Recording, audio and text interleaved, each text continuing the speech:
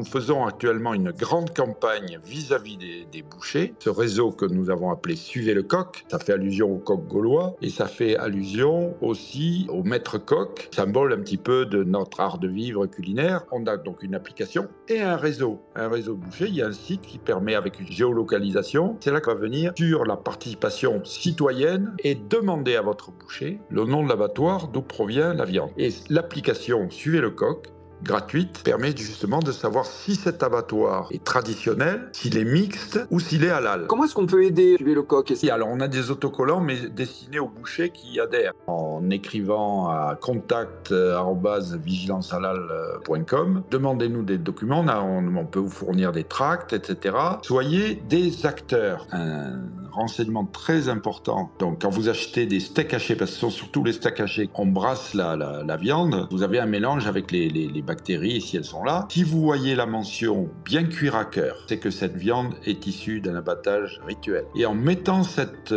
mention, ils couvrent leurs responsabilités. Si vous voyez cette mention, c'est qu'ils ne sont pas tranquilles sur les conséquences éventuelles. On peut parler quelques mots de L214, une association animaliste, qui elle se bat pour la suppression de la consommation de viande et des abattoirs, et qui s'est servi des images déplorables de l'abattage halal, abattage rituel, pour justement dans sa campagne, mais sans dire que c'était du halal. Et comme je l'ai dénoncé, ils m'ont menacé, évidemment, j'ai reçu un courrier de leur avocat qui me menaçait de poursuite pour diffamation, mais comme j'avais des preuves indubitables, c'était simplement une manœuvre d'intimidation, ils m'ont laissé tranquille par la suite. La lâcheté gauchiste n'est pas une légende. Non, tout à fait.